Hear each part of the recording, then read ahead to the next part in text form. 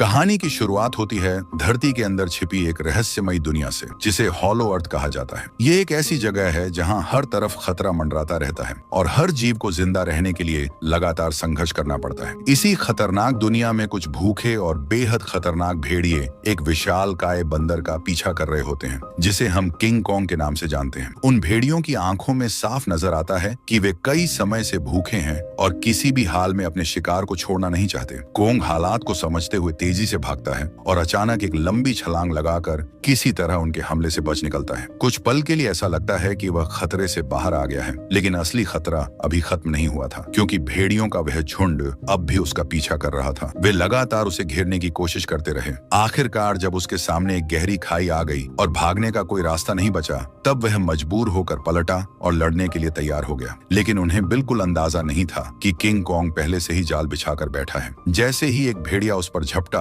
अचानक कॉन्ग का जाल एक्टिव हो गया और वह सीधा ट्रैप में फंस गया। सही मौका देखते ही कॉन्ग ने एक भारी पेड़ का तना उठाकर गड्ढे में फेंक दिया, जिससे बाकी भेड़िए और ज्यादा घबरा गए। इसके बाद जैसे जैसे एक एक जाल एक्टिव होता गया, पहाड़ से बड़े बड़े पत्थर लुढ़कते हुए नीचे गिरने लगे। धुआं छटने के बाद भी कुछ जिंदा बचे भेड़िए हार मानने को तैयार नहीं थे, लेकिन इस बार कॉन्ग का गुस्सा अपने चरम पर था। गुस्से में उसने एक भेड़िए की लाश उठाई और उसे बीच से फाड़ दिया। यह देखकर बाकी भेड़िए डर के मारे डूम दबाकर वहां से भाग गए, लेकिन कॉन्ग के चेहरे पर कोई खुशी नहीं थी, क्योंकि उसके मुंह का सड़ा हुआ दांत उसे लगातार दर्द दे रहा था। तभी एक छिपकली मौका देखकर मांस का टुकड़ा उठाकर भागने लगी। कॉन्ग उसे पकड़ने के लिए झपटा, लेकिन अचानक दूर से आई एक दहाड़ ने उसका ध्यान खींच लिया। उस आवाज को सुनकर उसे लगा कि शायद कोई अपना उसे बुला रहा है और वह तुरंत उसी दिशा में दौड़ पड़ा। लेकिन वहां पहुंचकर उसे सिर्फ एक अजीब सा मेंढक मिला, जो उसकी ही तरह आवाज निकाल रहा था। सालों तक भटकने के बाद भी वह अकेला ही रह गया था और यही अकेलापन उसे भीतर से तोड़ रहा था। आखिरकार दांत के दर्द ने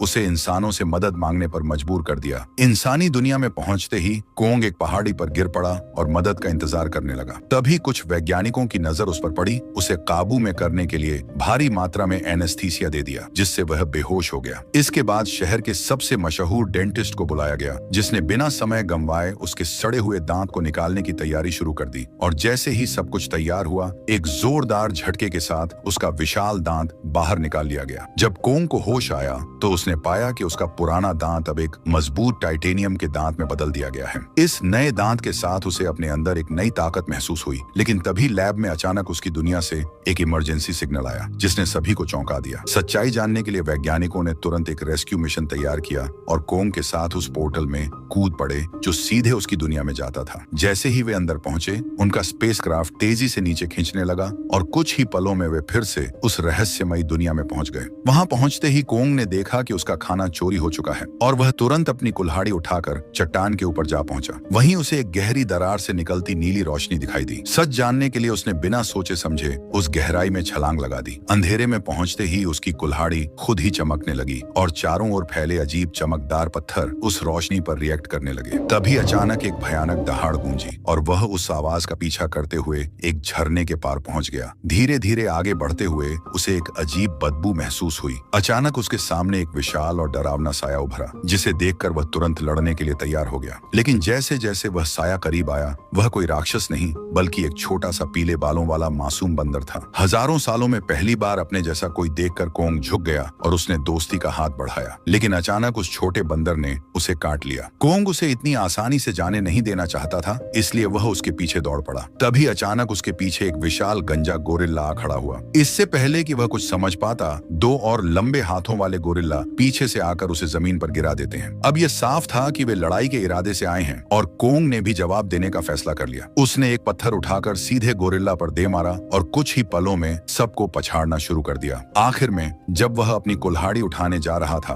तभी छोटा बंदर फिर से उस पर झपटा। इस बार कॉन्ग ने उसे पकड़ लिया और उसी को हथियार बनाकर बाकी गोरिल्लाओं की जमकर पिटाई कर दी। हालांकि वे जानते थे कि वे किंग कॉन्ग का सामना नहीं कर सकते, फिर भी वे बारी बारी से उस पर हमला करते रहे। इसी दौरान एक बंदर गलती से खाई में गिर गया, लेकिन कॉन्ग ने फुर्ती दिखाते हुए उसे तुरंत पकड़कर ऊपर खींच लिया। मगर एहसान मानने की बजाय उसने जमीन से चाकू उठाया और कॉन्ग पर वार कर दिया। यह देखकर कॉन्ग का गुस्सा भड़क उठा और उसने एक जोरदार लात मारकर उसे फिर से गहरी खाई में फेंक दिया। ये सब देखकर गंजा गोरिल्ला डर गया और तुरंत वहां से भागने लगा। कॉन्ग ने पास पड़ा एक पत्थर उठाकर उसकी तरफ फेंका, जो सीधा उसके सिर में जा लगा। चोट लगने के बावजूद वह कुछ बड़बड़ाता हुआ बिना पीछे देखे भागता रहा। तभी कोंग ने पेड़ों के बीच छिपे छोटे बंदर को पकड़कर बाहर निकाला और उसे जोर से जमीन पर पटक दिया। इसके बाद कोंग ने जमीन पर गिरा हुआ चाकू उठाया और छोटे बंदर को इशारा किया कि वह उसे गोरिल्लाओं के ठिकाने तक ले जाए। मजबूरी में छोटा बंदर आगे आगे चलने लगा और कोंग उसके पीछे पीछे बढ़ता गया। जैसे जैसे वे अंदर की ओर बढ़ते गए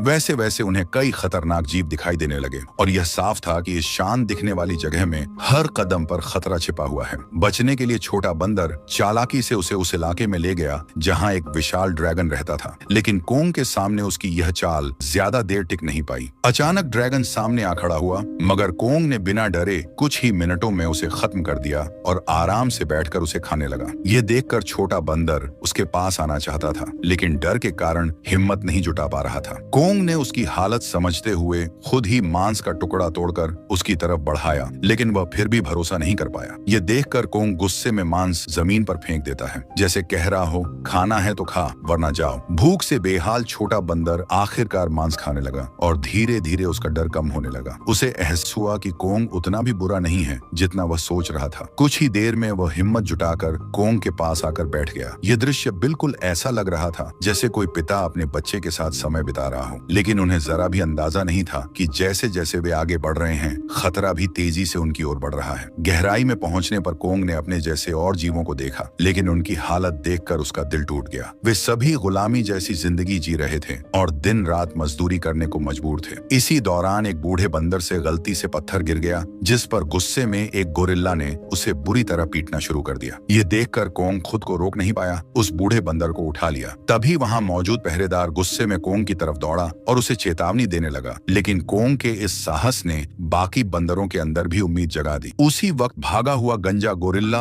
यह सब देख रहा था और वह तुरंत जाकर अपने राजा स्कार किंग को सब कुछ बता देता है। गोरिल्ला की बात सुनते ही स्कार किंग गुस्से से भर उठता है। जैसे ही वह अपने सिंहासन से खड़ा होता है, रास्ते में आने वाले सभी बंदर उसके सामने झुक जाते हैं, लेकिन कोंग बिना डरे वहीं खड़ा रहता है। स्कार किंग उसकी ओर देखता है और उसके स्टील के दांत को देखकर हंस पड़ता है। अगले ही पल वह अपना गुस्सा निकालने के लिए एक बंदर को लात मारकर खौलते लावा में फेंक देता है। ये देखकर कोंग का गुस्सा चरम पर पहुंच जाता है। स्कार किंग भी अपनी ताकत दिखाने के लिए अपना हथियार निकालता है और दोनों के बीच एक भयंकर लड़ाई शुरू हो जाती है। लंबे हथियार का फायदा उठाते हुए स्कार किंग लगातार वार करता है और कोंग को पीछे हटने पर मजबूर कर देता है। इसी दौरान कोंग की कुल्हाड़ी उसके हाथ से छूट जाती है। मौका पाकर स्कार किंग अपने हथियार से कोंग का गला जकड़ लेता है और उसे काबू में करने की कोशिश करता है। उसे लगता है कि वह जीत गया है, लेकिन कोंग पूरी ताकत लगाकर उसे उठाता है और जोर से जमीन पर पटक देता है। लेकिन स्कार किंग हार मानने वाला नहीं था। वह अपनी असली ताकत दिखाने का फैसला करता है। जैसे ही उसके हथियार में लगा क्रिस्टल चमकता है, गुफा में हलचल शुरू हो जाती है। अचानक एक विशाल और खौफनाक प्राणी सामने आता है, टाइटन शीमो। शीमो वही जीव था जिसने कभी पूरी दुनिया को बर्फ में जकड़ दिया था। स्कार किंग उसे कोंग पर हमला करने का आदेश देता है, लेकिन शीमो इस आदेश से खुश नहीं दिखता। दबाव बढ़ते ही वह दर्द से तड़प उठता है और मजबूरी में कोंग पर हमला कर देता है। कोंग तुरंत फुर्ती दिखाते हुए पहले हमले से बच जाता है, लेकिन शीमो की ताकत के सामने उसकी कोशिशें कमजोर पड़ने लगती हैं। देखते ही देखते उसका हाथ जमने लगता है और बर्फ में बदलने लगता है। इस अचानक हमले से कोंग का दाहिना हाथ बुरी तरह घायल हो जाता है। यही मौका देखकर स्कार किंग तुरंत उसे खत्म करने का आदेश। जैसे ही अगला हमला होने वाला था,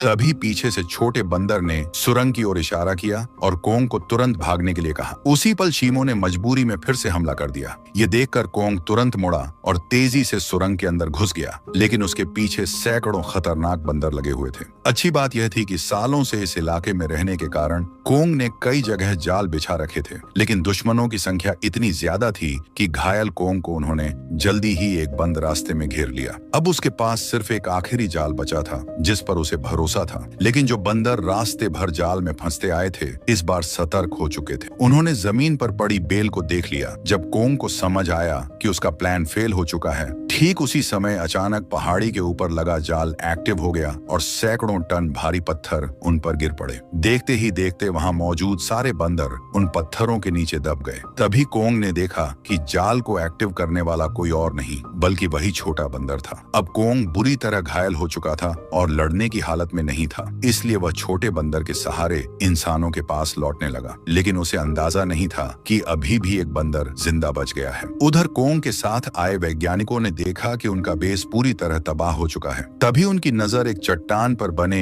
विशाल हाथ के निशान पर पड़ी, जिससे उन्हें अंदाजा हुआ कि इस दुनिया में कोंग जैसे और भी विशाल जीव मौजूद हैं। जल्द ही वे जंगल की गहराई में पहुंचे, जहां उन्हें एक छुपा हुआ यंत्र मिला। जैसे ही एक वैज्ञानिक ने उसे एक्टिव किया, कई जगहों से पानी बहने लगा और मिलकर एक तेज धारा बन गई, जो जंगल के अंदर की ओर बहने लगी। वैज्ञानिक उस धारा का पीछा करते हुए एक रहस्यमयी जादुई दीवार के सामने पहुंचे, जो एक अदृश्य दुनिया को छुपाए हुए थी। जैसे ही उन्होंने दीवार को छुआ, उसमें नीली चमक दौड़ गई। उन्होंने तुरंत उसमें एक छेद किया और जो नजारा सामने आया, उसे देखकर वे हैरान रह गए। दीवार के पीछे एक बेहद सुंदर और रहस्यमयी दुनिया थी, लेकिन जैसे ही वे अंदर पहुंचे, वहां के जनजातीय लोगों ने उन्हें घेर लिया। वे वैज्ञानिकों को बिना नुकसान पहुंचाए अपने कबीले में ले गए, जहां उन्हें पता चला कि ये लोग हजारों सालों से इस पोर्टल की रक्षा कर रहे हैं, जो सीधे इंसानी दुनिया से जुड़ा हुआ है। इसी दौरान इंसानों की गंध सूंघते हुए कोंग वहां पहुंच गया, लेकिन अदृश्य दीवार की वजह से वह अंदर की दुनिया को देख नहीं सका। तब कबीले के लोगों ने दीवार में एक दरार बना दी, जिससे कोंग अंदर आ गया और सीधे इंसानों के बीच पहुंच गया। लेकिन उन्हें नहीं पता था